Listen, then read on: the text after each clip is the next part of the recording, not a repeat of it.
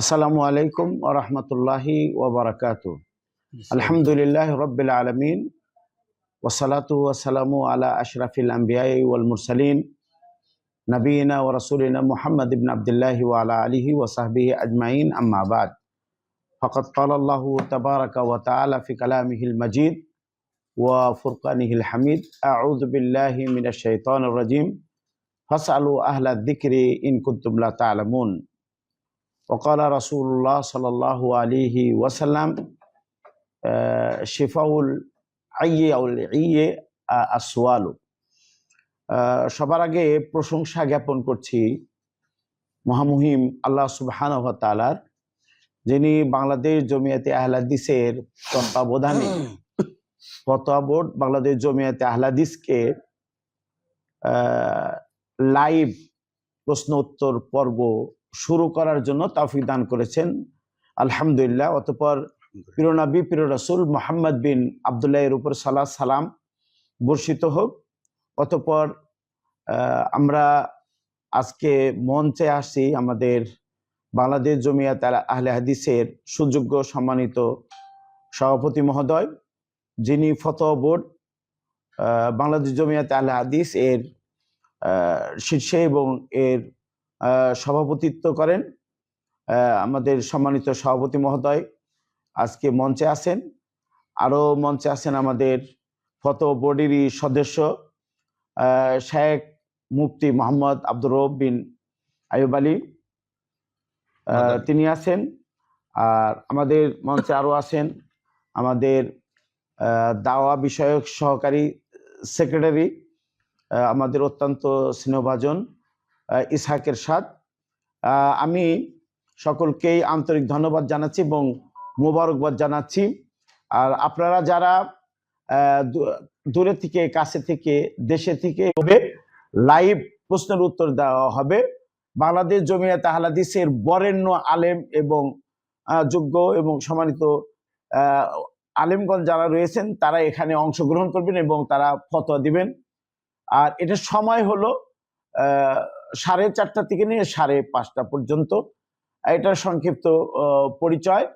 আর এই যে আমরা বাংলাদেশ জমিয়তে আহলে হাদিস এই উদ্যোগটি গ্রহণ করেছেন যে লাইভ প্রশ্ন উত্তর দেওয়া, আসলে এটা আমাদের আগে থেকেই এটা চালু ছিল, কিন্তু আমরা নতুন আঙ্গিকে সুন্দরভাবে এটাকে মানুষের মাঝে গ্রহণযোগ্য করার জন্য এবং মানুষ যাতে করে জনগণ যাতে করে উপকৃত হতে পারেন, এজন্য আমরা এই সুব্যবস্থা বাংলাদেশ জমিয়ত আহলে হাদিসের পক্ষ থেকে করেছি।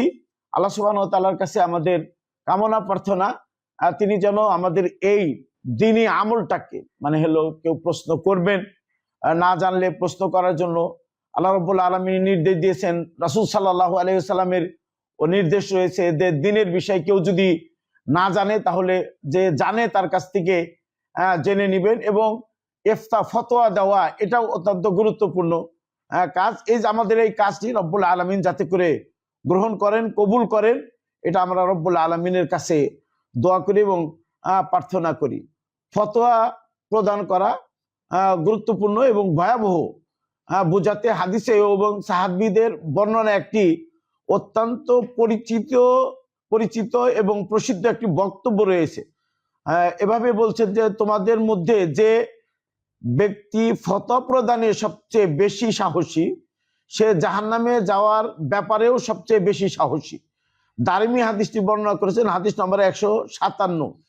এই বক্তব্যের মূল শিক্ষা ও তাৎপর্য হলো সতর্কতা অবলম্বন করা ফতোয়া দেওয়ার ব্যাপারে। সতর্কতা অবলম্বন, না জেনে বা অসম্পূর্ণ জ্ঞানে দ্বীনের কোনো বিষয়ে মতামত বা সিদ্ধান্ত দেওয়া অত্যন্ত বিপজ্জনক। দ্বিতীয়ত আমরা বলতে চাই যে এই হাদিস থেকে আরো বলতে পারি যে দায়িত্ববোধ।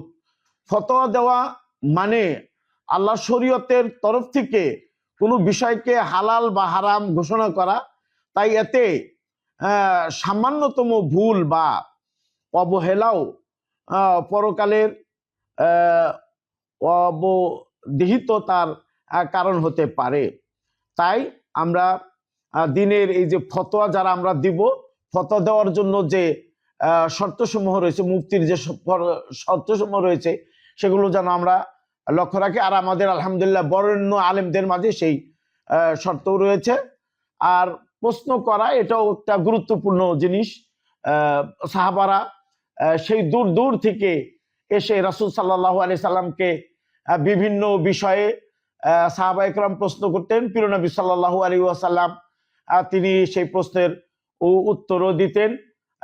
এটা রাসূল সাল্লাল্লাহু আলাইহি সাল্লামের পক্ষ থেকে বোঝা যায় যে প্রশ্নের উত্তর দেওয়া একটি দ্বীনি কাজ এবং এর গুরুত্বও রয়েছে।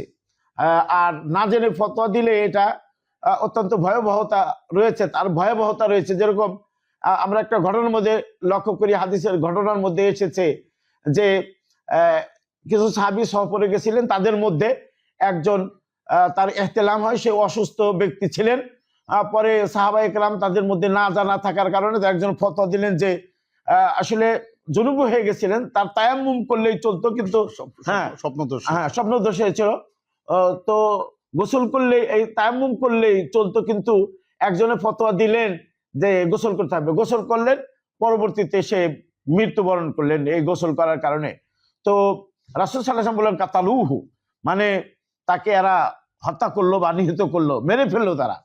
তো আসলে এটা ভয়াবহ অবস্থা, না জেনে ফতোয়া দেওয়ার কারণে এই লোকটার মৃত্যু হলো। তার যদি এই দিনের বা ফতোয়ার এই হাদিস সম্পর্কে, এই জ্ঞান, এই বিধান সম্পর্কে তার যথেষ্ট জ্ঞান থাকতো, সে যদি তায়াম্মুমের ফতোয়া, তাকে তায়াম্মুম করলে চলবে, এই ফতোয়াটা যদি দিত, তাহলে কিন্তু তার প্রাণ নাশ হতো না এবং সে মৃত্যুবরণ করতো না। তো না জেনে ফতোয়া দেওয়ার ভয়াবহতা অনেক রয়েছে। আমরা জেনে শুনে বুঝে কোরআন এবং সহিহ হাদিস নির্ভর, দলিল নির্ভর আমরা ফতোয়া, ইনশাআল্লাহ আমাদের এই ফতোয়া বোর্ড থেকে আমরা দিব। তো আল্লাহ সুবহানাহু ওয়া তাআলা, আমি আর লম্বা করছি না, তো আমাদের এই যে কাজ শুরু করছি, এই কাজের গুরুত্ব এবং এর তাৎপর্যতা, ফতোয়া দেওয়ার গুরুত্ব এবং প্রশ্ন করার যে গুরুত্ব তাৎপর্য, এগুলো যথেষ্ট রয়েছে কোরআন এবং হাদিসের মধ্যে। তো আমি আপনাদের সামনে যারা আমাদেরকে দেখছেন, তাদেরকে ধন্যবাদ এবং মোবারকবাদ জানি। আর আমাদের এই ফতোয়া বোর্ডের যে কাজটি প্রতি শনিবার এবং প্রতি সোমবারে আমরা ইনশাল্লাহ লাইভ হবে। আর এটা ছাড়া বাকি দিনগুলোতে আমরা হটলাইনে ইনশাল্লাহ আপনাদেরকে আপনাদের কিন্তু প্রশ্নের উত্তর ইনশাল্লাহ আমরা দিব, ফতোয়া বোর্ডের পক্ষ থেকে দেওয়া হবে। এ কথা বলেই সকলকেই আন্তরিক ধন্যবাদ এবং মোবারকবাদ জানিয়ে আমি আমার আলোচনা এখানে শেষ করছি। তো এই পর্যায়ে গুরুত্বপূর্ণ এবং তাৎপর্যপূর্ণ বক্তব্য নিয়ে আসবেন বাংলাদেশ জমিয়াতে আহলে হাদিসের সম্মানিত সুযোগ্য সভাপতি প্রফেসর ডক্টর আব্দুল্লাহ ফারুক হাফিজাহুল্লাহ সাহেবকে এই মর্মে গুরুত্বপূর্ণ এবং তথ্যবহুল আলোচনা করার জন্য বিনীতভাবে অনুরোধ করতে, ফালিয়াতাফাদ্দাল মাশকুরান ওয়া মাজুরান। শুকরান, জাযাকুমুল্লাহ ফাযিলাতুশ শাইখ। আসসালামু আলাইকুম ওয়া রাহমাতুল্লাহি ওয়া বারাকাতুহু। ইন্নাল হামদুলিল্লাহ ওয়াসসালাতু ওয়াসসালামু আলা রাসূলিল্লাহ, আম্মা বা'দ, ফাউযু বিল্লাহি মিনাশ শাইতানির রাজীম ওয়া আন তাকুলু আলাল্লাহি মা লা তা'লামুন। আলহামদুলিল্লাহ, সম্মানিত কাছের দূরের সম্মানিত শ্রোতা দর্শকবৃন্দ, আলহামদুলিল্লাহ আপনারা তখন সূচনা বক্তব্য শুনলেন বাংলাদেশ জমিয়ত আহলে হাদিস ফতোয়া বিষয়ক সেক্রেটারি এবং অন্যতম দেশের বরেণ্য মুহাদ্দিস আলেমে দ্বীন ফাজিলাতুশ শাইখ ডক্টর মোহাম্মদ ইব্রাহিম আব্দুল্লাহ মাদানী, তিনি চমৎকারভাবে প্রেক্ষাপট তুলে ধরেছেন। আমাদের মুফতি শাহ আব্দুর রব মাদানী, শাহ ইসাক মাদানী উপস্থিত রয়েছেন। আলহামদুলিল্লাহ, আমি প্রথমত মহান আল্লাহর হামদ ও সানা জ্ঞাপন করি। আল্লাহ রাব্বুল আলামিন আমাদেরকে সুন্দর একটি খেদমত করার তৌফিক প্রদান করেছেন, আলহামদুলিল্লাহ। আলহামদুলিল্লাহ। অতঃপর আমি বাংলাদেশ জমিয়ত আহলে হাদিস ফতোয়া বিভাগের যিনি শাহ মুফতি ডক্টর আহমদ ইব্রাহিম দায়িত্বশীল, আমরা তাকে বিশেষ করে ধন্যবাদ জ্ঞাপন করি, এই ফতোয়া বোর্ডকে ধন্যবাদ জ্ঞাপন করি যে তার অত্যন্ত চমৎকার, তারা একটা প্রশংসার উদ্যোগ গ্রহণ করেছেন এবং ইনশাল্লাহ উম্মার উদ্দেশ্যে, জাতির উদ্দেশ্যে মিনিমাম সপ্তাহে 2 দিন, যেমনটা আপনি শুনেছেন, প্রত্যেক শনিবার এবং সোমবার বিকাল 4:30 থেকে 5:30 পর্যন্ত ইনশাল্লাহ আপনাদের যে কোনো প্রশ্ন উত্তর ইনশাল্লাহ এখান থেকে কিতাব ও সুন্নাহর আলোকে জবাব প্রদান করা হবে ইনশাল্লাহ। এবং এখানে আমাদের যদি কোনো সমস্যা হয় সেটা আমরা আপনাকে আবার পরবর্তী উত্তর দেবো, কিন্তু না জেনে ইনশাল্লাহ জমিয়তের এটা অভ্যাস না, এটা প্রথা না যে একটা চালিয়ে দেওয়া, যেটা অনেকে চালিয়ে দিচ্ছেন বর্তমান সমাজে, অনেকে ফতোয়া আল্লাহর নামে চালিয়ে দিচ্ছেন। তো বাংলাদেশ জমিয়ত আল হাদিস অত্যন্ত একটা আস্থার জায়গা, আলহামদুলিল্লাহ অত্যন্ত একটা আস্থার জায়গা। তো এখান থেকে ইনশাল্লাহ আপনার কিতাব ও সুন্নাহর আলোকে জবাব পাবেন বলে আমরা দৃঢ় বিশ্বাস করি ইনশাল্লাহ। তো আপনারা প্রেক্ষাপটটা শুনেছেন, আমাদের শাইখ ডক্টর ইব্রাহিম বলেছেন মুসনাদ দারিমের একটা হাদিসের আলোকে যে আজরাউকুম আলাল ফুতিয়া আজরাউকুম আলান নার, যে তোমাদের মধ্যে যারা বেশি দুঃসাহসী হবে, মানে খুব দ্রুত বেশি বেশি ফতোয়া প্রদান করবে, তারা সবার আগেই তারাই জাহান্নামে যাবে। যেহেতু বিষয়টি অত্যন্ত স্পর্শকাতর, যেমনটা আপনি এটাও শুনলেন নবী সাল্লাল্লাহু আলাইহি ওয়াসাল্লাম স্বয়ং বললেন কাতালুহু, তারা ভুল ফতোয়া দিয়ে লোকটিকে মেরে ফেললো। কাতালাহুমুল আল্লাহ ওদেরকে শেষ করে দিক, আল্লাহ রাসূল সাল্লাল্লাহু আলাইহি ওয়াসাল্লাম বদদুয়া পর্যন্ত করেছেন। সুতরাং ফতোয়ার বিষয়টা অত্যন্ত স্পর্শকাতর। আমরা দেখেছি সচরাচর যত বড় আলেম, যত বিজ্ঞ আলেম, তারা ফতোয়াকে অ্যাভয়েড করেছেন, বেঁচে থাকার চেষ্টা করেছেন। আর যত দুর্বল আলেম, নিম্মুল্লাহ, খাতরা ইমান, এরা কিন্তু দেখা যায় যে ফতোয়া বিষয়ে খুব পারদর্শী, মানে ফতোয়া দিতে খুব অগ্রগণ্য। তারা আপনার ওই মাঠে ময়দানে ফতোয়া দিচ্ছে। ফতোয়ার একটা মসনদ থাকতে হবে, মাঠে ময়দানে ফতোয়া হয় না আসলে। হ্যাঁ, কিছু বিষয় দিতে পারেন যেগুলা একেবারে উম্মতের ইজমা, কিন্তু সাধারণ লোকেরা জানে না। কিন্তু আপনার বিতর্কিত বিষয়, একটা সূক্ষ্ম বিষয়কে মাঠে ময়দানে বিনা প্রস্তুতিতে, এই যুগে থেকে ইবনে তাইমিয়া নাই কেউ, কাজে আপনার এটা গবেষণা করে মেহেরবানিকে ফতোয়া দিবেন, এটা আমাদের উদ্দেশ্য। 70তম আয়াতের এটা শয়তানি কর্মকাণ্ড, যে আল্লাহর নামে চালিয়ে দেওয়া, আল্লাহর নামে মিথ্যা আরোপ করা। আল্লাহ বলেন না কিন্তু বলে দিয়ে আল্লাহ বলেছেন, এই ভুল ফতোয়া কিন্তু এটারই পর্যায়ভুক্ত, এটা শয়তানি কর্মকাণ্ড। আর আরেক জায়গায় তিনি বলেছেন কুল ইন্নামা হাররামা রাব্বি আল ফাওয়াহিশ, খেদমত করতে, যে খেদমত নয়। আপনার যদি যোগ্যতা না থাকে আপনি ফতোয়া দিবেন না, আপনি মানে ওটা সঠিক হলো দিবেন না, তার কারণ আপনি সে মসনদে আপনি উপযুক্ত না। যেহেতু এটা অনেক উঁচু পর্যায়ের একটা মসনদ, একটা সম্মান, যেটা সবাই ওখানে যেতে চায়, অযোগ্যরা যেতে চায়, আবার দেখবেন যোগ্যরা যেতে চায় না। তার এখানে একটা অত্যন্ত সতর্কতা আছে। তো ইনশাল্লাহ আমরা প্রচেষ্টা চালাবো আপনাদের যে কোনো প্রশ্নোত্তর, যে কোনো সমস্যার সমাধান, তার কারণ ইসলামে সকল সমস্যার সমাধান আছে। আল ইয়াউমা আকমালতু লাকুম দীনাকুম, এটা পরিপূর্ণ জীবন ব্যবস্থা। ওয়া নাযালনা ইলাইকা যিকরা তিবয়ানাল লিকুল্লি শাই, সবকিছুর বিশদ বর্ণনা ইসলামে আছে, কোরআনে আছে, বিশ্বনবীর সুন্নাতে আছে। তো এই জন্য ইনশাল্লাহ আমরা আপনারা যে কোনো প্রশ্ন পাঠাবেন, আমরা লাইভও নিব।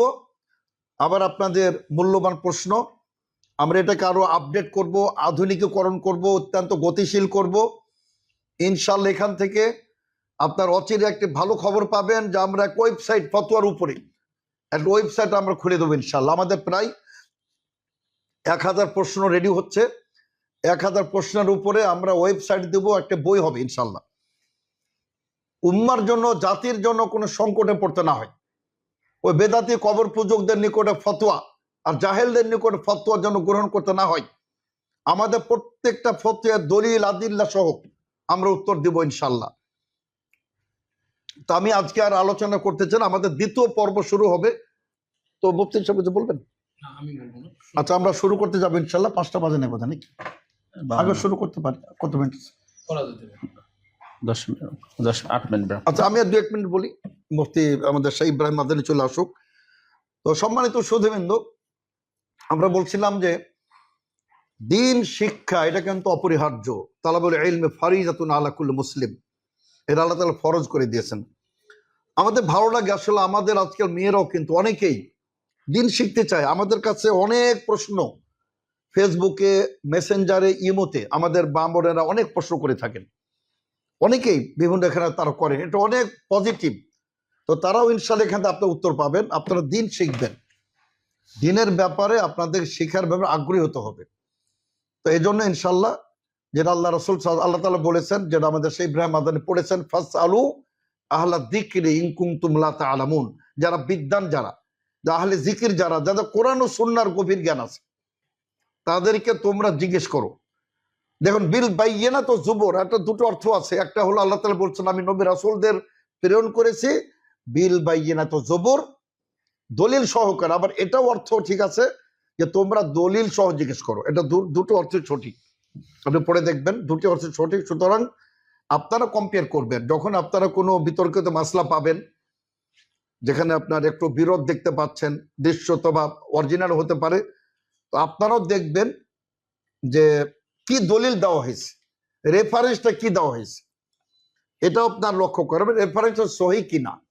ইদা সহাল হাদিসু ফাহুয়া মাযহাবি, বা আবু হানিফা রাহমাতুল্লাহ পর্যন্ত বলেছেন হাদিস সহি হলে সেটা আমার মাযহাব। কিন্তু আজকাল আমরা সব গুলিয়ে ফেলেছি। সহি হাদিস, আমরা হাদিস মানে মনে করি যে হাদিস, হাদিসের যে কত স্তর আছে, মারাতিব আছে। সহি বুখারী মুসলিম শীর্ষ মুত্তাফাক আলাই, তারপর শুধু সহি বুখারী, তারপর শুধু সহি মুসলিম, তারপরে উভয়ের শর্ত মোতাবেক যেটা আসবে, যেখানে আপনার খাপ খাবে, অথবা শুধু সহি মুসলিমের শর্ত মোতাবেক, তারপরে সুনানে আরবা বা অন্যান্য যেগুলো আছে, মুসনাদ আহমদের সহি হাদিসগুলি, এখানে স্তর আছে অনেক। তো আমরা আশা করি যে আপনারা এগুলা একটু পরীক্ষা নিরীক্ষা করবেন, জাস্টিফাই করবেন যে কোন ফতোয়াটার পিছনে কি দলিল আছে, দলিলের মানদণ্ডটা কি, শক্তিশালী কতটুকু। তো আমরা এটা আপনাদের আহ্বান জানাতে চাই, এবং আমরা ইনশাল্লাহ এখনই আপনাদের সামনে দ্বিতীয় পর্ব আমাদের যেটা আপনার লাইভ হবে, এটাও লাইভ হচ্ছে আলহামদুলিল্লাহ। আমরা প্রশ্ন আপনাদের নিব, আপনারা যে কোনো প্রশ্ন করতে পারেন। কিছু বোধ আগে থেকে আছে, আমাদের একটা প্রশ্ন ছিল, ওটা একটু বলেন। ওই যে প্রশ্নটা গাজওয়াতুল হিন্দ, ওটা একটু বলেন, আছে নাকি? জি, আমাদের পুরান ঢাকা থেকে ইউসুফ সালাফি, ইউসুফ সালাফি ভাই প্রশ্ন করেছেন। তিনি বেশ কয়েকটি প্রশ্ন করেছেন। তার প্রথম প্রশ্ন হচ্ছে, গাজওয়াতুল হিন্দ নামক যুদ্ধতে নাকি অংশগ্রহণ করলে সরাসরি সেই বান্দামাদ্দিদেরকে মহান আল্লাহ তাআলা জান্নাতে প্রবেশ করাবেন। তো উনি এটার উত্তর জানতে চেয়েছেন যে এটার যুক্তি। আচ্ছা, আরেকটা প্রশ্ন করেছেন তিনি, এই যুদ্ধেতে নাকি অংশগ্রহণ না করলে সাথে সাথে তাকে জাহান্নামে চলে যেতে হবে। আর এর সঙ্গে আরেকটি প্রশ্ন তিনি করেছেন, এই সকল যুদ্ধেতে নাকি অংশগ্রহণকে করলে মহান আল্লাহ নিজেই জান্নাতে টিকিট বিতরণ করবেন। তো এই তিনটি প্রশ্ন উনি করেছেন। শুকরান জাযাকাল্লাহ খায়রান। প্রথম আমি উদ্বোধন করি উত্তর দিয়ে, তারপর আমাদের মুফতি আব্দুর রব আছেন, শাহ ইব্রাহিম মাদানী আছেন। তো এটা অত্যন্ত গুরুত্বপূর্ণ একটা প্রশ্ন গাজওয়াতুল হিন্দ নিয়ে। আমরা দেখি আমাদের ফেসবুক অনেক লেখালেখি হয়, মনে করি এখানে একটা চমৎকার একটা সমাধান আসা উচিত। গাজওয়াতুল হিন্দ নিয়ে অনেকে জানতে চান, অনেকের মধ্যে কৌতূহল আছে গাজওয়াতুল হিন্দ নিয়ে। তো আমরা কিতাব সুন্নাহর আলোকে আপনাদের নিকটে সঠিক একটা জবাব আমরা দেওয়ার চেষ্টা করবো ইনশাল্লাহ। তো দেখুন, গাজওয়াতুল হিন্দ এমন একটি যুদ্ধ যেটা আল্লাহ রাসূল সাল্লাল্লাহু আলাইহি ওয়াসাল্লামের এখানে ভবিষ্যৎবাণীর একটি প্রতিফলন, গাজওয়াতুল হিন্দ। তার কারণ আপনারা জানেন, গাজওয়া বলা হয় ওই সমস্ত যুদ্ধকে যেখানে আল্লাহ রাসূল সাল্লাল্লাহু আলাইহি ওয়াসাল্লাম স্বয়ং অংশগ্রহণ করেছেন। কিন্তু গাজওয়াতুল হিন্দে কিন্তু আল্লাহ রাসূল সাল্লাল্লাহু আলাইহি ওয়াসাল্লাম অংশগ্রহণ করেন নাই। তা সত্ত্বেও আমাদের প্রিয় রাসূল মুহাম্মদ সাল্লাল্লাহু আলাইহি ওয়াসাল্লাম এখানে বলছেন গাজওয়াতুল হিন্দ। তার মানে উনি যেহেতু এটা ভবিষ্যৎবাণী করেছেন, অথবা এটার এতটাই মর্যাদা যেন রাসূল সাল্লাল্লাহু আলাইহি ওয়াসাল্লামের সাথেই তারা যুদ্ধ করেছে। উভয় কারণে এটা আমরা বলতে পারি গাজওয়া বলা হয়েছে, গাজওয়াতুল হিন্দ। তো দেখুন, আসলে এ ব্যাপারে 2-3টি হাদিস বর্ণিত হয়েছে, আপনার মুসনাদে আহমদ এবং নাসাইতে বর্ণিত হয়েছে। এটা সহিহ হাদিস, এটা সহিহ হাদিস আপনার, যেটা শাহ আলবানী রাহিমাহুল্লাহ পর্যন্ত হাদিসটিকে তিনি সহিহ বলেছেন, যে আইসাবাতানি মিন উম্মতি আহরাজাহুমুল্লাহ মিনান নার, আমার উম্মতে দুটো গ্রুপ, দুটা সম্প্রদায়, দুটা ফেরকা, আল্লাহ রাব্বুল আলামিন তাদেরকে জাহান্নাম থেকে মুক্তি দিয়ে ফেলেছেন। আলহামদুলিল্লাহ, তারা জান্নাত পেয়ে গেছে। আল্লাহ রাসূল বলেন আহরাজাহুমুল্লাহ, আল্লাহ তাদেরকে জাহান্নাম থেকে মুক্তি দিয়ে ফেলেছেন। আল্লাহ রাসূল সাল্লাল্লাহু আলাইহি ওয়াসাল্লাম বলেন, একটি হলো ইসাবাতুন তাকজুল হিন্দা, ওই বাহিনী যারা ঈসা সালাম মারিয়ামের ঈসা সালামের সাথে যারা থাকবেন, এই দুই গ্রুপের বিশেষ মর্যাদা আল্লাহ রাসূল সাল্লাল্লাহু আলাইহি ওয়াসাল্লাম বর্ণনা করেছেন। হাদিসটি কিন্তু সহিহ হাদিস। আরেকটা হাদিসে আসুন যে, এবং তিনি বলছেন ফাইন আদরাকতুহা উনফিক নাফসি ওয়া মালি, আমি যদি যুদ্ধ পেয়ে যাই, আমি আমার জীবন, আমার সমস্ত ধন সম্পদকে আমি আল্লাহর জন্য উৎসর্গ করে দেব, ব্যয় করে দেব। ফাইন উক্তাল, আমি যদি নিহত হই, ফাকুনতু মিন আফজালিশ শুহাদা, আমি শ্রেষ্ঠ শহীদদের একজন হয়ে যাব। আর আমি যদি আমি যদি ফিরে আসি, মানে নিহত না হই, ফাআনা আবু হুরায়রা মুহাররার, আমি আবু হুরায়রা মুহাররার মিনান নার, আমি জাহান্নাম থেকে মুক্ত হয়ে গেলাম। আলহামদুলিল্লাহ। এই হাদিসের মধ্যে একটু দুর্বলতা আছে, এটা নিয়ে এত বড় প্রশ্ন, আমাদের অনেকে জানতে চান কোরআন সুন্নাহ কি বলে, আমাদের নবী সাল্লাল্লাহু আলাইহি ওয়াসাল্লামের ভবিষ্যৎবাণীটা কি পর্যায়ে। এখানে দেখুন দুটি এখানে মতামত রয়েছে। একটি মত হলে একটু হয়ে গেছে। আপনারা জানেন যে মুহাম্মদ কাসেম সাকাফি রাহিমাহুল্লাহ 92 হিজরিতে তিনি সিন্ধু জয় করেছিলেন। মুহাম্মদ কাসেম পরবর্তীতে মাহমুদ গজনবী 425-26 দিকে তিনি আবার আপনার ইন্ডিয়া জয় করেছিলেন, এবং তাকে বলা হয় মুহাত্তিমুল আসনাম, মূর্তি খানকারী, মূর্তি মানে ভাঙচুরকারী, ও তাকে উপাধি দেওয়া হয়। তো এই দুইটার সময় কিন্তু অলরেডি হিন্দুস্তান বিজয় হয়ে গেছে, আলহামদুলিল্লাহ, সে সময় হয়েছিল। এখন আসুন যে আগামী তো হবে কিনা। আগামী তো হবে বলেও কিন্তু কিছু রেফারেন্স হাদিস পাওয়া যায়। নুআইম বিন হাম্মাদ, যিনি ইমাম বুখারীর উস্তাদ ছিলেন, এবং তিনি খারিজিদের বিরুদ্ধে, আহলে কোরআনদের বিরুদ্ধে, বিশেষ করে যারা বলে কোরআন মাখলুক, তাদের বিরুদ্ধে অত্যন্ত সোচ্চার ছিলেন। তিনি আহলে রায়দের বিরুদ্ধে, রায় কিয়াস পন্থীদের বিরুদ্ধে অত্যন্ত তিনি প্রতিবাদী তিনি ছিলেন। এবং বুখারীর উস্তাদ নুআইম বিন হাম্মাদ রাহিমাহুল্লাহ, ইনি একটা হাদিস নিয়ে আসছেন, অত্যন্ত চমৎকার হাদিস। সে হাদিসের মাধ্যমে আপনার তিনি স্পষ্ট ভাষায় তিনি বলেছেন, নুআইম বিন হাম্মাদ, যে একজুল হিন্দা মিনকুম জাইশুন, তোমাদের মধ্যে একটি গ্রুপ, মুসলমানদের একটি বাহিনী হিন্দুস্তানের বিরুদ্ধে যুদ্ধ করবে, লড়াই করবে, সংগ্রাম করবে, কেতাল করবে। ইফতাহিল্লাহু আলাইহিম, আল্লাহ রাব্বুল আলামিন তাদেরকে বিজয় দান করবেন। সুবহানাল্লাহ, আল্লাহ তাআলা তাদেরকে বিজয় দান করবেন। হাত্তা ইয়াতু বিমুলুকিহিম মুগাল্লালিনা বিসালাসিল, তারা তাদের দায়িত্বশীলদের, ক্ষমতাসীনদের, তাদের প্রধানমন্ত্রীদের, তাদের রাষ্ট্রপতিদের ধৈর্য নিয়ে আসবে ডান্ডা বেড়ি পড়া অবস্থায়।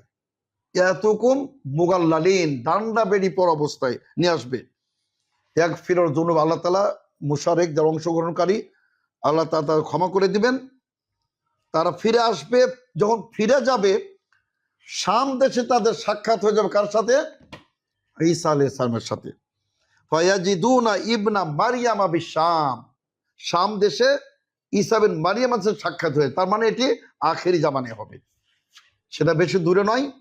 হাদিসটি এত শক্তিশালী না। এখানে একজন রাবি আছে, বর্ণনাকারী আছেন বাকিয়া, অনেকে বলে বাকিয়া এমবাগি মিনহু তাকিয়া, যে তাকে লাইসাত নাকিয়া আহসানতা, মুফতি আরেকটা বললেন যে লাইসাত নাকিয়া, আর আমি শুনেছি এমবাগি তাকিয়া, তাতে বর্জন করে ভালো। একটা দুর্বল রাবি, কিন্তু আপনার একেবারেই মানে মারাত্মক দুর্বল না, আবার জয়ীফ কিন্তু মানে জাল কিন্তু না, মাউযু হাদিস না। কাজে এখানে একটা আশার সঞ্চারিত হতে পারে যে ইনশাল্লাহ একদিন হিন্দুস্তান বিজয় হবে। আর বিজয়ের লক্ষণ কিন্তু এগুলা, যখন কোনো জাতি সীমাহীন নির্যাতন উৎপীড়ন চালাবে, তখন একটা পতন তাদের ঘটবেই। তো যেভাবে আমরা দেখতে পাচ্ছি ভারতবর্ষে, পশ্চিমবঙ্গে বিশেষ করে মুসলমানদের নিধন, মসজিদ উৎখাত করা হচ্ছে, তো একটা প্রেক্ষাপট হয়তো তৈরি হচ্ছে, আল্লাহ ভালো জানেন। আমরা আহ্বান জানাবো অবশ্যই ভারত সরকারকে, পশ্চিমবঙ্গের আমাদের যারা আছেন তাদেরও বলতে চাই যে মিলামিশে বাংলাদেশের মতো হবার চেষ্টা করুন। এখানে যেভাবে সম্প্রীতি, ভালোবাসা, এমন একটা আপনারা আদর্শ গড়ে তুলুন। তো আমরা এই জন্য বলতে চাই যে আপনার গাজওয়াতুল হিন্দ এটা আগামীতে একটা হতে পারে। দুইটা হয়ে গেছে অলরেডি, মোহাম্মদ কাসেম সাকাফির নেতৃত্বে, মাহমুদ আল গাজনবীর নেতৃত্ব হয়েছে। আর একটা আগামীতে হতে পারে বলে আমরা আশা করি, কোরআন সুন্নাহর আলোকে আমার এমন একটা আভাস একটা ইঙ্গিত আমরা পাচ্ছি। তো আমরা ধন্যবাদ জানাই আমাদের ভাই, সম্মানিত ভাই ইউসুফ সালাফি, তাদের জুয়েলারি দোকান আছে, উনি আমাদের সাথে সবসময় যোগাযোগ রাখেন। আমার কাছে কিছুক্ষণ আগে প্রশ্ন পাঠিয়েছেন, বলে ঠিক আছে আপনি থাকলে লাইভে প্রশ্ন করুন, আর যদি না পাই তাহলে আমরা এটা শোনাই দেবো ইনশাল্লাহ। তো এই প্রশ্নটা আপনাদের শোনাই দিলাম, আমি তাকেও ধন্যবাদ জানাই। আল্লাহ তাআলা আমাদের তৌফিক দান করুন। জি, আমাদের পরবর্তী প্রশ্ন, এক ভাই প্রশ্ন করেছেন, আল্লাহ রাব্বুল আলামিন কোথায় অবস্থান করছেন, জি। কোরআন সুন্নাহর আলোকে জানিয়ে বাধিত করবেন। কি প্রশ্ন কি? আপনি এটা উত্তর দিন, তারপর আব্দুল ফারাক দিন।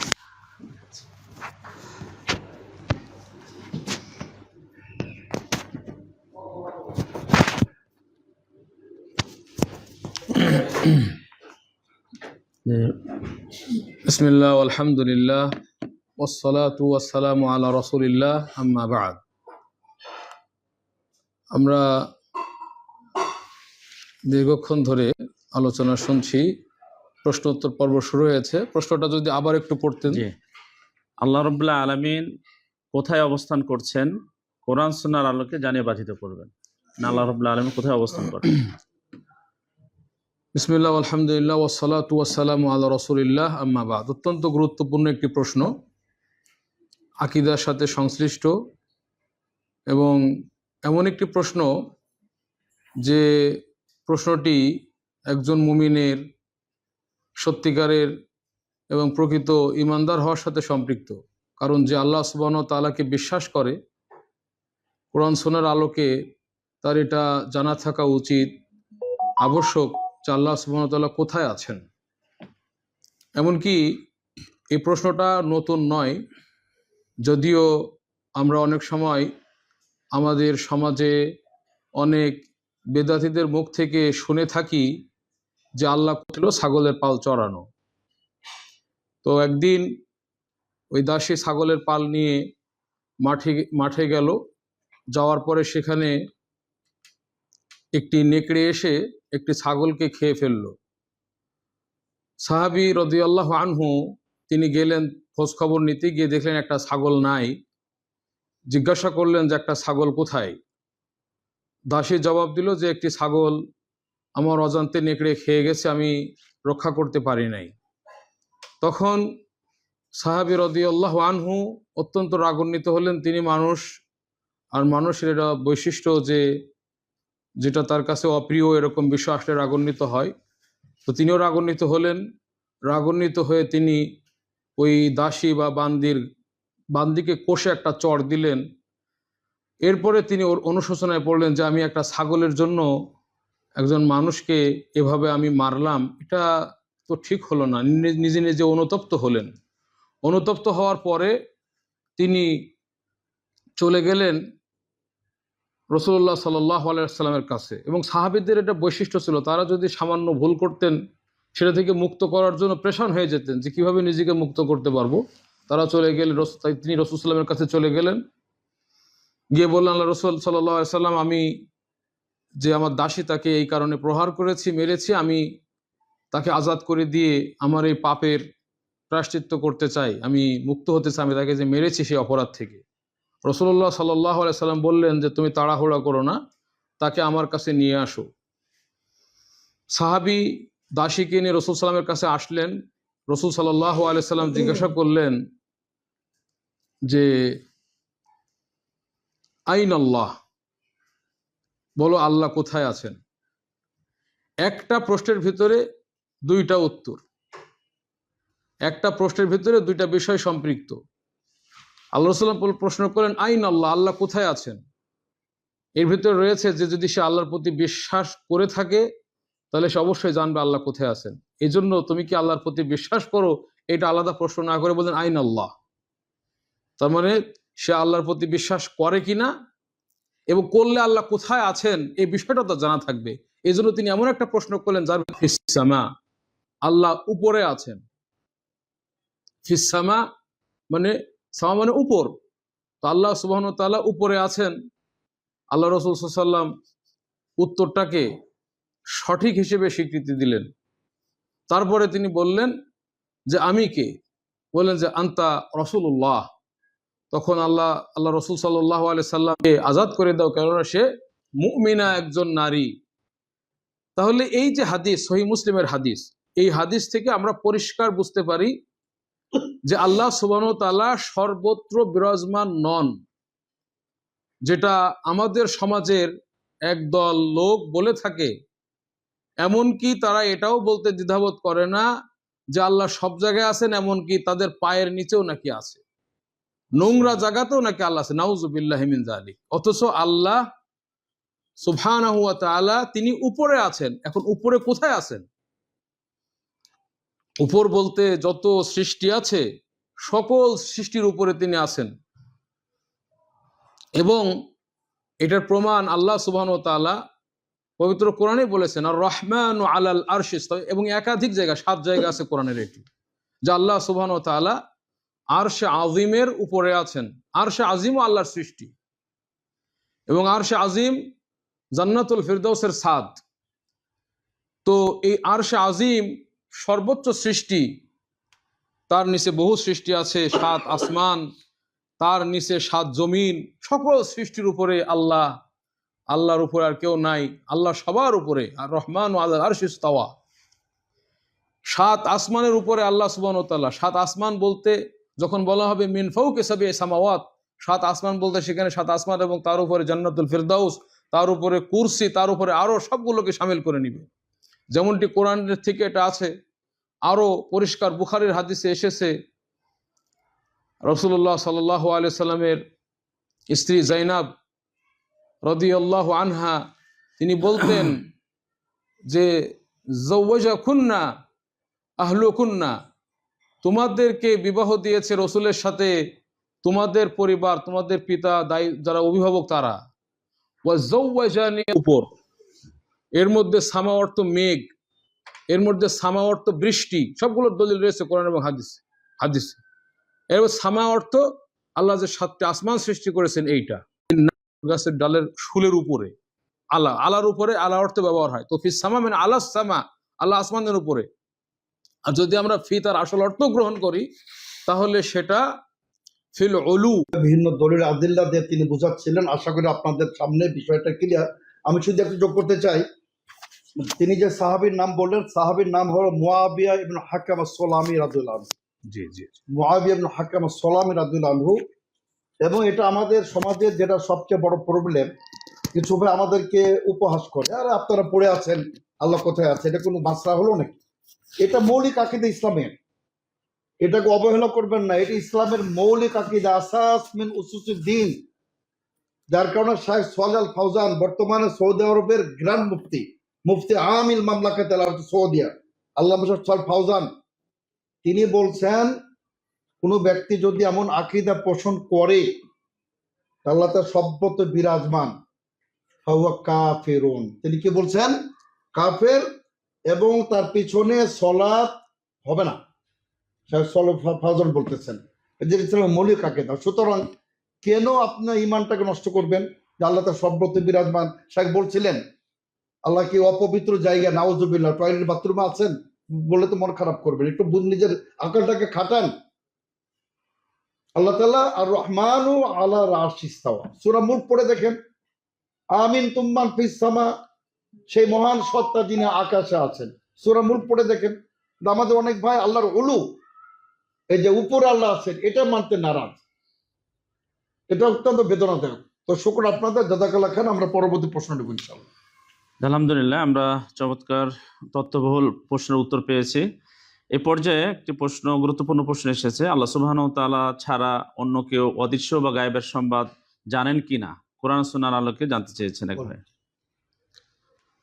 এটাও একটা গুরুত্বপূর্ণ প্রশ্ন যে আসলে আল্লাহ ছাড়া গায়েবের খবর কেউ জানে কিনা। তো এটা তো স্পষ্ট কোরআন দ্বারা প্রমাণিত যে গায়েবের এলেম একমাত্র আল্লাহ সুবহানাহু ওয়া তাআলাই জানেন। আল্লাহ সুবহানাহু ওয়া তাআলা বলেছেন, কুল লা ইয়ালামু মান ফিস সামাওয়াতি ওয়া মান ফিল আরদি ইল্লাল্লাহ, আল গায়বা ইল্লাল্লাহ, কুল লা ইয়ালামু মান ফিস সামাওয়াতি ওয়াল আরদি আল গায়বা ইল্লাল্লাহ। আসমান সাত আসমান এবং সাত জমিনের মধ্যে যারা আছে তাদের কেহই হিন্দ আর হচ্ছে গায়েব বা অদৃশ্যের আল্লাহ কোথায় আছেন? আর সম্পর্কে আল্লাহ জানে না অবশ্যই আল্লাহ জানেন ছাড়া। কিনা। এখানে আমরা যদি একটু লক্ষ্য পরের করি প্রশ্ন আছে যে নবী সাল্লাল্লাহু আলাইহি ওয়াসাল্লাম অদৃশ্য যে জানেন কিনা। মান শব্দটা এটা ইসমে মৌসুল, যেটা নিজেই এটা আমের ফায়দা দেয়, ব্যাপকতার ফায়দা দেয়। তারপরে যেহেতু এটা ব্যাপকতার ফায়দা দেয়, এগুলো আপনাকে সুতরাং সাত আসমানের মধ্যে আল্লাহ ছাড়া যারা আছে, ফেরেশতা বা আরো যত দাব্বা সাত আসমানের ভেতরে রয়েছে, একইভাবে সাত জমিনের মধ্যে যা যত প্রাণী আছে, মানুষ, জিন, ফেরেশতা, যত প্রাণী আছে, কেউ গায়েব জানে না। এটা স্পষ্টভাবে পবিত্র কোরআনুল কারীম দ্বারা প্রমাণিত। আল্লাহ ছাড়া গায়েবের খবর কেউ জানে না। হ্যাঁ, আল্লাহ সুবহানাহু ওয়া তাআলা একাধিক আয়াতে বলেছেন আলিমুল গায়বি ওয়াশ শাহাদা, যেগুলো সামনে আছে সেগুলোও তিনি জানেন, যেগুলো আমাদের সামনে থেকে অদৃশ্য সেগুলোও তিনি জানেন, এবং তিনি তার গায়েব সম্পর্কে ফালা ইউযহিরু আলা গায়বিহি, তিনি তার গায়েবের উপরে কাউকে জানান না ইল্লা মান ইরতাদা মির রাসূল, তবে যদি কোনো রসুল এর প্রতি তিনি সন্তুষ্ট হন তাকে তিনি ফেরেশতা পাঠিয়ে ফেরেশতাকে জানিয়ে তার মাধ্যমে তাকে তিনি জানান। ফেরেশতারাও জানে না, ফেরেশতাদেরকে আল্লাহ জানান, তারপরে সে জেনে পরে আল্লাহ যাকে জানাতে চান রসুলদের মধ্য থেকে তার কাছে সেটা পৌঁছিয়ে দেন। এভাবে তিনি তার গায়েবকে জানান। এছাড়া দুনিয়ার ভেতরে আসমানে হোক জমিনে হোক কেউ গায়েব জানে না। আমাদের সমাজে এই গায়েবের সংবাদের দাবিদার বহু হয়ে গিয়েছে। বিভিন্ন পীর সম্পর্কে তারাও দেখা যায় যে দাবি করছে যে আমাদের পীর সাহেব গায়েব জানে, কোথায় কি হবে না হবে সবকিছু তার জানা আছে। এগুলি সম্পূর্ণ কোরআন বিরোধী কথা। এই ধরনের আকীদা পোষণ করা সম্পূর্ণরূপে কোরআনের বিরুদ্ধে আকীদা পোষণ করা, কোরআন বিরোধী আকীদা পোষণ করা, আল্লাহ সুবহানাহু ওয়া তাআলার যেটা কালাম কথা তার বিরোধী আকীদা পোষণ করা। সুতরাং এই আকীদা পোষণ করে যদি কেউ জেনে বুঝে এই আকীদা পোষণ করে সে ইসলাম থেকে বেরিয়ে যাবে। আর যারা জাহেল তাদেরকে জেনে নিতে হবে, তাদের কাছে সঠিকভাবে এলেম পৌঁছানোর পরে তারা যদি ওটার উপরে অটল থাকে যে না আল্লাহ ছাড়া আরো কেউ গায়েব জানে, তাহলে তাদের পরিণতি একই হবে। তো এই জন্য আমি সংক্ষিপ্তভাবে এটার উত্তর দিলাম যে আল্লাহ সুবহানাহু ওয়া তাআলা পবিত্র কালামে কোরআনে পরিষ্কারভাবে বলেছেন তিনি ছাড়া গায়েব কেউ জানেন না। শুকরান, জাযাকাল্লাহ খাইরান। অত্যন্ত দালিলিক আপনার শুনে দলিল ভিত্তিক জবাব দিয়েছেন শেখ মুফতি আব্দুর রউফ মাদানী হাফিজাহুল্লাহ। আমি এখানে একটু যোগ করতে চাই যে তারা আসলে এখন অধপতনের অতল তলে তলে যাচ্ছে। একটা সময় ছিল যে নবী সাল্লাল্লাহু আলাইহি ওয়াসাল্লাম আলিমুল গায়ব, এটা তো শিরকি, এটা কুফরি। এখন তারা দাবি করতে তাদের পীরেরও নাকি গায়েব জানে, ওদের শিয়াদের ইমামরা গায়েব জানে। ওখান থেকে তো ওরা পারলে আমরা পারবো না কেন? শিয়ারা যদি তাদের ইমামকে বলে যে তার ইমামরা 12 ইমাম ইসনা আশারিয়া গায়েব জানে, আমাদের এরা বলে যে আরে আমরা কি কম নাকি? আমাদের ইমামরা আমাদের আউলিয়া আউলিয়াকে আমরা ওই পর্যায়ে নিয়ে যাব। এর অত্যন্ত কুফরি, স্পষ্ট কুফরি। আর আরেকটা কথা বলতে চাই, আমাদের মুফতি আব্দুর রউফ হাফিজাহুল্লাহ যে দলিল দিয়েছেন মাশাআল্লাহ, ইল্লা মানি তাদামির রাসূল, যে নবী রাসূলদের আল্লাহ তাআলা কিছু গায়েব জানায় দেন, তো মূলত তখন সেটার গায়েব থাকে না। এটা হলো এটা ওয়াহি, এটা ওয়াহির মাধ্যমে জানিয়ে দিয়েছেন, এবং যেটা জানিয়েছেন শুধু সেটাই জানেন, আর বাইরে কিন্তু জানেন না। এই জন্য নবী সাল্লাল্লাহু আলাইহি ওয়াসাল্লাম বলছেন লাউ কুনতা আলামুল গায়ব লাস্তাকসু মিনাল খায়র। তারপরে যে সুকতুল হাদি, আমি তাহলে হাদির জানোয়ার নিয়ে আসতাম, আমি তো আর গায়েব জানতাম, এটা করতাম না সেটা করতাম না। অসংখ্য দলিল প্রমাণ করে যে নবী সাল্লাল্লাহু আলাইহি ওয়াসাল্লাম পুরো গায়েব জানেন না। আর যখন নবী সাল্লাল্লাহু আলাইহি ওয়াসাল্লাম গায়েব জানেন না তখন কোথাকার কি প্রশ্ন ওঠে না। সুতরাং আলিমুল গায়েব আল্লামুল গয়ুব বিধান কি? অত্যন্ত চমৎকার প্রশ্ন এবং সমকালীন প্রশ্ন। আমরা তো দেখলাম আমাদের ছেলেদের উন্মাদনা এটা সীমা লঙ্ঘন করেছে, অত্যন্ত দুঃখজনক। কোথায় খেলা হচ্ছে? কানাডা আর আমেরিকায়, আর খেলতেছে আপনার ওই মনে করেন ল্যাটিন আমেরিকার বা ইউরোপ। আর আমাদের এখানে মারামারি করে 12 জন আত্মহত্যা ফুটবল খেলাকে কেন্দ্র করে।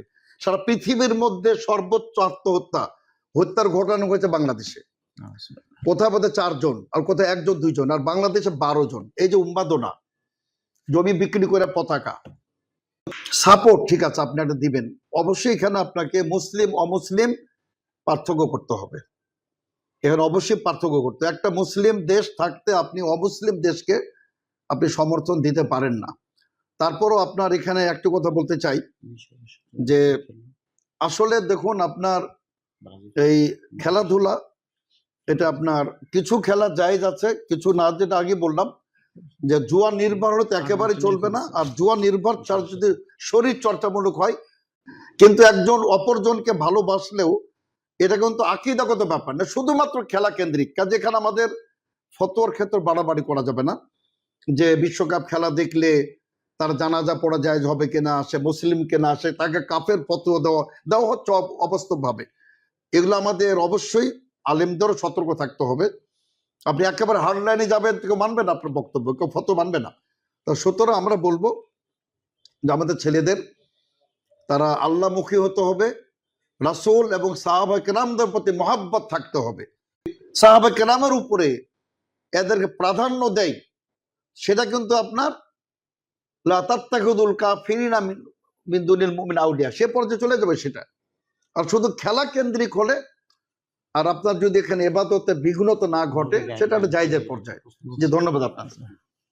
আমি একটু জি জি স্যার, জি স্যার।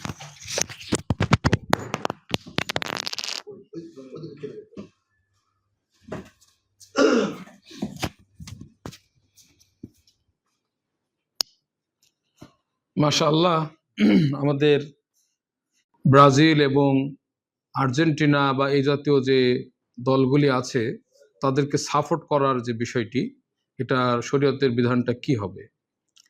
আমরা সকলে জানি ব্রাজিল এবং আর্জেন্টিনা এগুলি হচ্ছে কাফের দল। এখানে যারা খেলে তাদের অধিকাংশই কাফের এবং তারা ইসলামের শত্রু। আদা উদ্দিন, আদা উল্লাহ, ও আদা ও রসুলিল্লাহ, ও আদা উল ইসলামী ওয়াল মুসলিমিন। তারা আল্লাহর শত্রু, রসুলের শত্রু, ইসলাম এবং মুসলিমের শত্রু। এজন্য আমরা ইতিপূর্বে শুনেছি, সত্য ভালো আল্লাহ ভালো জানেন, সংবাদের মাধ্যমে, যে আর্জেন্টিনা তারা ইহুদিবাদীদেরকে, জায়নবাদীদেরকে তারা অত্যন্ত শক্তভাবে সমর্থন করে ফিলিস্তিনের বিরুদ্ধে, গাজাবাসীর বিরুদ্ধে, এবং তারা তাদের এই অর্জিত অর্থ দিয়ে তারা ইসরায়েলি শিশুদেরকে সাহায্য করতে চায়, সহযোগিতা করতে চায়, এভাবে তারা ঘোষণা দেয়। এই জন্য আল ইয়াহুদ আন নাসারা এরা বা'দুহুম আউলিয়া ও বা'দ, এরা হচ্ছে একজন আর একজনের বন্ধু। তো খেলাধুলা, যে খেলাটা হচ্ছে, বিশেষ করে আমরা যে বর্তমানে দেখি, যেটা ব্রাজিল, আর্জেন্টিনা বা আরও যারা খেলছে, এই খেলাটির ভেতরে একটা খেলা হিসেবে তো তার ভেতরে একটা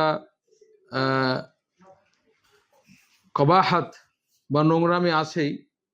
মানে যখন সেটা উদ্দেশ্য ভিন্ন হবে, উদ্দেশ্য খারাপ হবে, সেটার ভিতরে যদি আরও কিছু যুক্ত হয়, যেমন এই সমস্ত খেলাকে কেন্দ্র করে শোনা যায় যে সেখানে মদের ব্যাপক ছড়াছড়ি, সেখানে পতিতাবৃত্তির সংখ্যা বেড়ে যায়, যারা বিভিন্ন দেশ থেকে খেলা দেখতে যায়, সেখানে নারী দেহের উলঙ্গ এবং নগ্ন দৃশ্য প্রদর্শন করা হয়, সেখানে গান বাজানো হয় গ্যালারিতে, সেখানে যেভাবে প্রচার হয়, যেগুলি আসে বিভিন্ন পেপার পত্রিকায় দেখা যায়, ছোট ছোট চোখের সামনে, এই বর্তমান ফেতনার যুগে এসে যায় চোখের সামনে, দেখা যায় যে যেভাবে একটা বেহায়াপনা, অশ্লীলতা থাকে। এজন্য বিজ্ঞ ওলামায়ে কেরাম কোরআন সুন্নাহর আলোকে এই সমস্ত নিষিদ্ধ বিষয়াবলীর কারণে এই ধরনের খেলা দেখাটাকে হারাম বলেছেন। এই ধরনের খেলা, যে খেলাগুলিতে এই সমস্ত বিষয়গুলি থাকে, যেখানে এতগুলি সারি নিষিদ্ধ বিষয় একত্রিত হয়েছে, তো খেলা যদি এই ধরনের শরী নিষিদ্ধ বিষয় থেকে যদি মুক্ত থাকে এবং সেই খেলাটা যদি খেলে নিজেদেরকে দিয়ে নিজেদের শারীরিক সুস্থতার জন্য ব্যায়াম করা যায়। এই উদ্দেশ্যে যদি খেলা হয়, যদি রান প্রকাশ না করা হয় বা সতর যেটা আছে, যেটা শরীয়ত নির্ধারণ করেছে, প্রকাশ না করা হয়, এবং সলাদ থেকে অন্তত সলাদের প্রশ্নই আসে না, কাফেরদের মোশরিকদের এত সলাদই পড়ে না, তো সে ধরনের খেলা দেখা যেতে পারে। যেমন মসজিদে আয়েশা রাদিয়াল্লাহু আনহা হাফসি গোলামদের খেলা দেখেছিলেন, এবং তারা যেটা খেলেছিল সেটা তাদের শারীরিক উৎকর্ষ সাধনের জন্য, যুদ্ধের জন্য, শক্তিশালী হওয়ার জন্য, যদি শারীরিক শক্তি বৃদ্ধির জন্য বৈধ আঙ্গিকে খেলা থেকে, সেটা আমরা দেখতে পারি। কিন্তু এখানে প্রশ্নটা হচ্ছে যে সাপোর্ট করা নিয়ে। আজকে কেন ব্রাজিলকে আমি সাপোর্ট করব? সাপোর্ট যখন আমি করতে যাব, সাপোর্ট করা মানে কি? আমি একজনকে সাপোর্ট করি মানে আমি তাকে মন থেকে ভালোবাসি। এখন যদি আমি ভালোবাসি, তাকে সম্মানিত স্যার বললেন, সভাপতি সাহেব বললেন, এটা আকীদার সাথে সম্পৃক্ত না। কথা সত্য, যদি আকীদার সাথে সম্পৃক্ত হয় যে আমি মেসিকে ভালোবাসি কারণ তারা ইহুদি, তারা খ্রিস্টান, দিনের কারণে, তাহলে তো ইসলামের মধ্যেই থাকবে না সে। কিন্তু সে ভালো একজন প্লেয়ার, ভালো একজন খেলোয়াড়, তার এই খেলার কারণে আমি তাকে ভালোবাসি। এটাকে সে কাফের, তার ভালো খেলার কারণেও যদি কেউ তাকে ভালোবাসে, এটা কাবীরাতুন মিনাল কাবায়ের, হারাম। আমরা শুধু আরেকটু আমি যোগ করে আমরা পরবর্তী প্রশ্নের জন্য শেখ ডক্টর ইব্রাহিম আজানকে চলে যাব। আমি শুধু একটা যোগ করতে চাই, যেহেতু খেলা প্রসঙ্গে একটা বিষয় আসছে, বেশ কিছু ফটো দেখেছি যে যারা বিজয় মুসলিম খেলোয়াড়রা দেখেছি গোল দেওয়ার পরে বা বিজয় উৎসবের পরে তারা আল্লাহকে সেজদা দেয়। অনেকে বলছেন যে এটা মানে এটাকে তারা নাজায়েজ করে দিয়েছেন। এটা যে যত বড় ব্যক্তি হোক, আমি মনে করি তাদের এটা ভুল ফতোয়া। সেজদা অত্যন্ত গুরুত্বপূর্ণ, আল্লাহকে সেজদা, এটা হাজার হাজার লক্ষ লক্ষ মানুষ, কোটি কোটি মানুষের সামনে জানিয়ে দেওয়া যে তোমরা ওদের সেজদা করো, প্রতিমাদের পূজা করো, আমরা আল্লাহকে সেজদা করি। আমি মনে করি যে এটা অবশ্যই একটা সাহসী প্রশংসনীয় কাজ হবে। যদিও খেলাটা বিষয় শুনলাম বিস্তারিত মুফতি আব্দুল বসা বলেছেন, তারপরে যারা মুসলিম খেলোয়াড়, যারা আপনার বিজয় উৎসব করতে গিয়ে আল্লাহকে সেজদা দেয়, এটা আমি মনে করি অত্যন্ত এটা প্রশংসনীয় কাজ। জি, ধন্যবাদ। আমরা একেবারে আমাদের নির্দিষ্ট সময়ের শেষ পর্যায়ে এসে পৌঁছেছি। আমরা আর একটি প্রশ্ন নিয়ে আমাদের আজকের এই লাইভ পর্ব শেষ করবো ইনশাআল্লাহ। তো সর্বশেষ প্রশ্ন হচ্ছে, ওমরা করা কি ফরজ? না করলে কোনো সমস্যা হবে কি? এ মর্মে জানতে চেয়েছেন। এ পর্যায়ে উত্তর দিচ্ছেন আমাদের ফাতাওয়া এবং গবেষণা বিষয়ক সম্মানিত সেক্রেটারি শেখ ইব্রাহিম বিন আব্দুল হালিম মাদানী হাফিজাহুল্লাহ। আসসালামু আলাইকুম রাহমাতুল্লাহি ওয়া বারাকাতুহু। আলহামদুলিল্লাহ, আমাদের আজকের এই অনুষ্ঠানে আমাদের এই অনুষ্ঠানকে প্রাণবন্ত করেছেন এবং গ্রহণযোগ্য এবং এর মর্যাদা বৃদ্ধি করেছেন আমাদের সম্মানিত এবং সুযোগ্য সভাপতি মহোদয়ের উপস্থিতি। তো আমি এই অনুষ্ঠানের শুরুতে ছিলাম, যে জরুরি কাজে আবার বাইরে গেছিলাম। আলহামদুলিল্লাহ, আবার ফিরে এসে এতে অংশগ্রহণ করতে পেরে আল্লাহ রাব্বুল আলামিনের কৃতজ্ঞতা জ্ঞাপন করি। আলহামদুলিল্লাহ।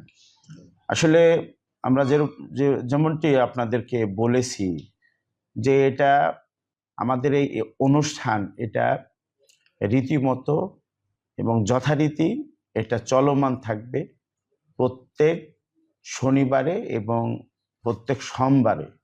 আল্লাহ সুবহানাহু ওয়া তাআলা যেন এটাকে চালু রাখেন এবং চালিয়ে নেওয়ার জন্য যেন আল্লাহ রাব্বুল আলামিন আমাদেরকে তৌফিক দান করেন।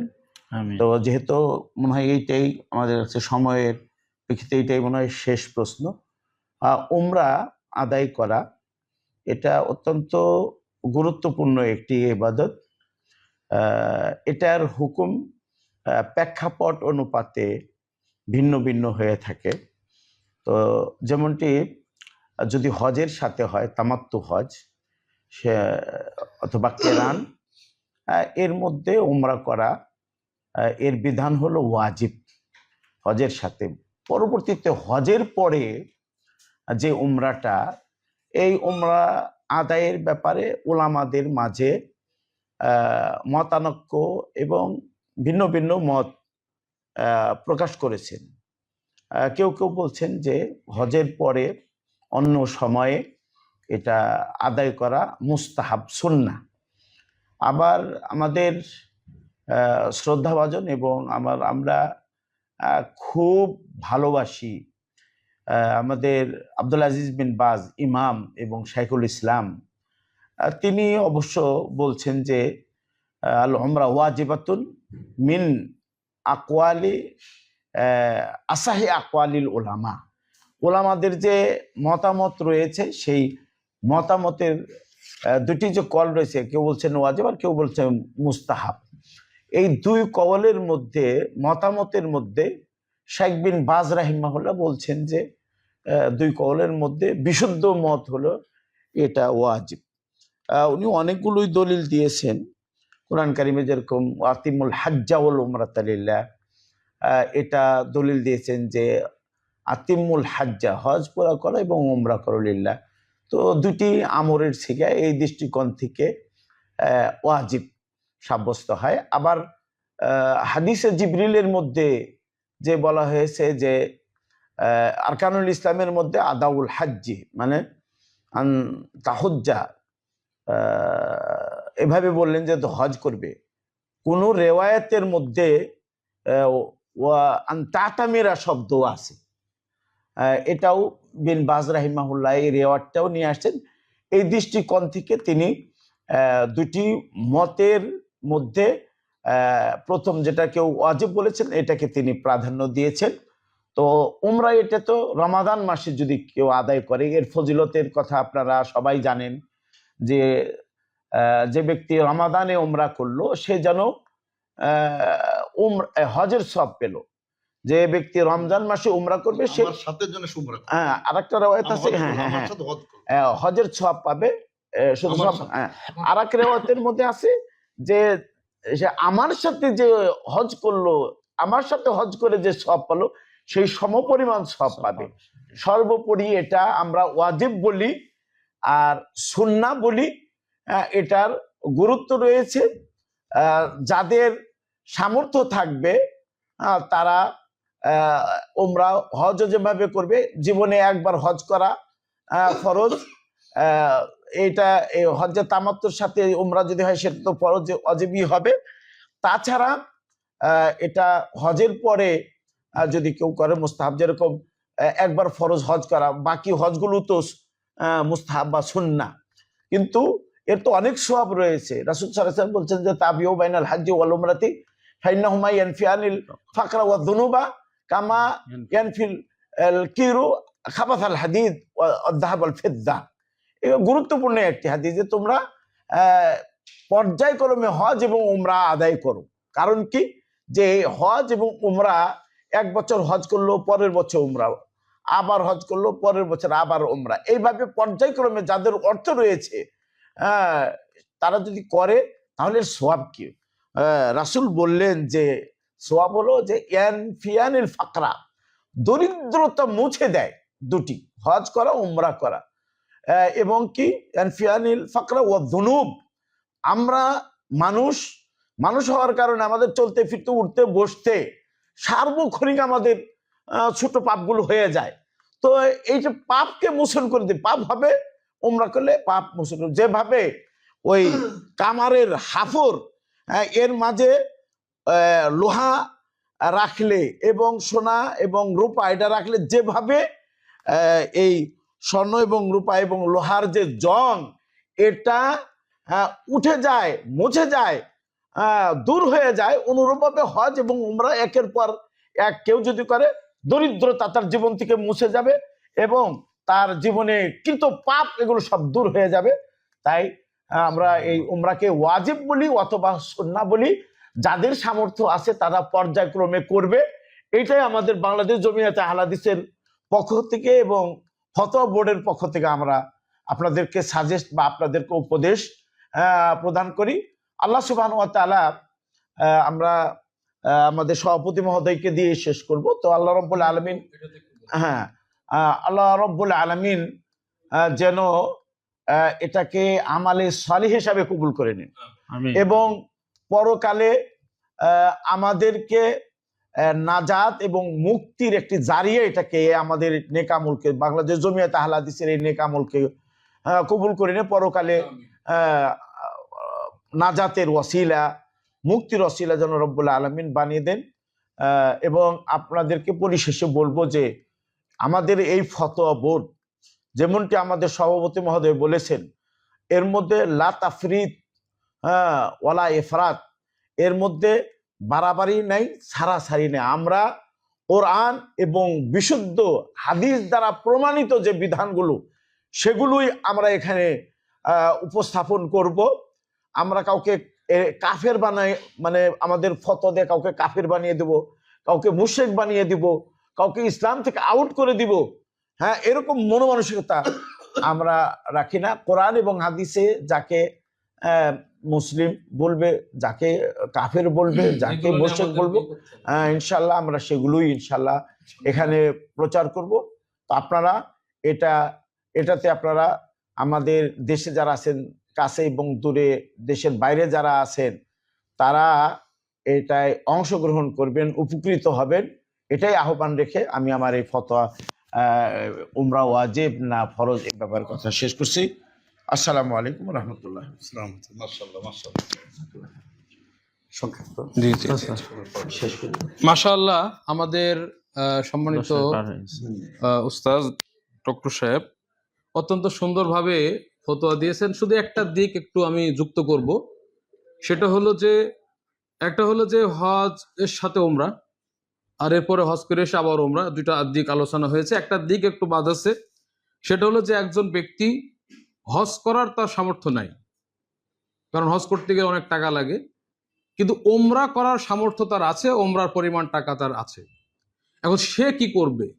তাকে কি ওমরা করা তার উপরে ফরজ নাকি ফরজ না, এই বিষয়টা একটু যুক্ত করা আমি ভালো মনে করছি। এবং সেক্ষেত্রে আমরা জানি যে আসলে ওয়াজিব এবং ফরজ জমহুর উলামার নিকটে একই অর্থ, যেটা ওয়াজিব ওটাই ফরজ।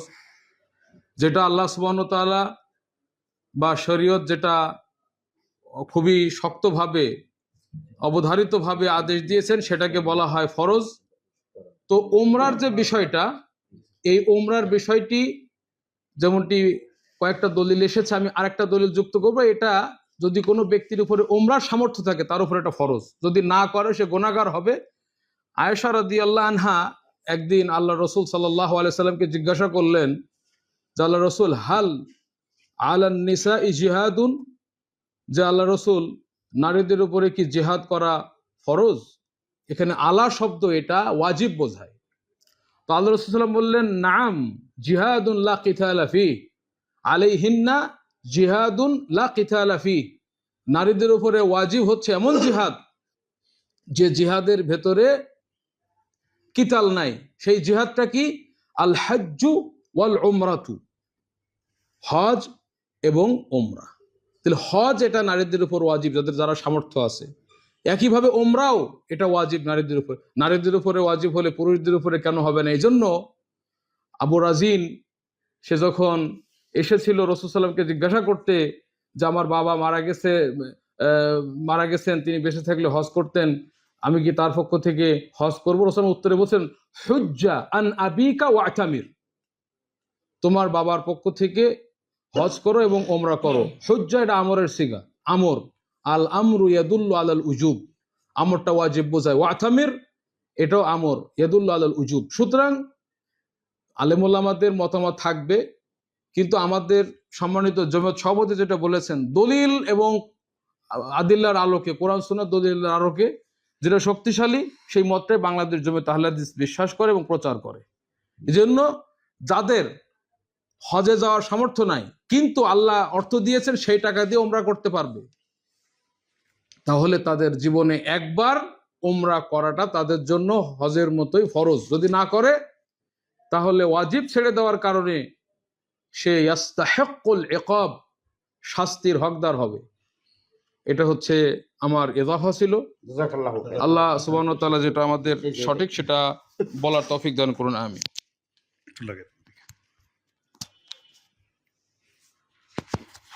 আলহামদুলিল্লাহ। সম্মানিত সুধীবৃন্দ, আমি ধন্যবাদ জানাই শেখ ডক্টর ইব্রাহিম আব্দুল রহমান মাদানী। অত্যন্ত চমৎকারভাবে তিনি বিভিন্ন দলিল আদিলের আলোকে তিনি আলোচনা করেছেন, আলহামদুলিল্লাহ। আসলে দেখুন, আমিও এটা বলতে চাচ্ছিলাম যে যাদের হজের সামর্থ্য নাই, মানে ইসতাতা ইলাইহি সাবিল, আল্লাহ বলছেন, যার ওখানে যাওয়ার সামর্থ্য আছে আর্থিকভাবে এবং শারীরিকভাবে। তো যেহেতু হজে একটা বড় অ্যামাউন্ট লাগে আর উমরায় তো অল্প টাকায় লাখখানি বা 1 লাখ সামথিং হলে হয়ে যায়, এটা অবশ্যই উচিত হবে। তবে একটি কথা যেটা সূক্ষ্ম আমি মনে করি, যে আল্লাহ তাআলা বলছেন ওয়াতিমুল হাজ্জাল উমরাতা লিল্লাহ, আসলে এককভাবে উমরার বিধান কিন্তু কোথাও আসে নাই, আপনার হজের সাথে কিন্তু এটা আসছে সব জায়গাতেই। তারপরও যেহেতু আপনার আল্লাহ বলছেন ওয়াতিমুল হাজ্জাল উমরাতা লিল্লাহ, আর এমন একজন ইমাম, বড় ইমাম শাহ বিন বাজের ফতোয়া রয়েছে, কাজে আমরা বলবো যে আপনার যদি উমরার সামর্থ্য থাকে এটা আপনি উমরাটা করবেন, এটা আমরা আপনাদের নসিহত দিতে চাই, পরামর্শ দিতে চাই। আর ইনশাল্লাহ আপনারা আমাদের প্ল্যাটফর্ম সবসময় এখানে ওপেন পাবেন। এখানে হয়তো কখন আমরা থাকবো, আমাদের ফতোয়া বোর্ডে যে সদস্যবৃন্দ আছেন ওলামায়ে কেরাম, তারা এখানে পর্যায়ক্রমে সবাই আসবেন ইনশাল্লাহ। এখানে 3 জন 4 জন 5 জন আমরা বসবো, টেবিল টক হবে। আপনাদের যে কোনো প্রশ্নের ইনশাল্লাহ নির্ভরযোগ্য একটা স্থান ইনশাল্লাহ জমিতকে পাবেন। তো এটা আমাদের অনেক আগে থেকে ইচ্ছা ছিল, কিন্তু আসলে একটু বিলম্ব করে ফেললাম। তো আপনাদের আমরা সার্বিক সহযোগিতায় আপনার যে কোনো প্রশ্ন ইনশাল্লাহ আপনারা করবেন, আমাদের ফতোয়া বোর্ড উত্তর দেওয়ার জন্য প্রস্তুত রয়েছে ইনশাল্লাহ। তা আমরা আপনাদের সকলের হায়াতে তয়বা কামনা করি। আমি আবার ফতোয়া বোর্ডকে প্রাণ ঢালা অসংখ্য ধন্যবাদ, শুভেচ্ছা জ্ঞাপন করে আজকে আমাদের মতো আমরা এখানে শেষ করছি। ও আখির দাওয়ানা আলহামদুলিল্লাহি রাব্বিল আলামিন। আসসালামু আলাইকুম ওয়া রাহমাতুল্লাহি ওয়া বারাকাতুহু। সুবহানাকা আল্লাহুম্মা ওয়া বিহামদিক আশহাদু আল্লা ইলাহা ইল্লা আনতা আস্তাগফিরুকা ওয়া আতুবু ইলাইক। আসসালামু আলাইকুম ওয়া রাহমাতুল্লাহি ওয়া বারাকাতুহু। আসসালাম।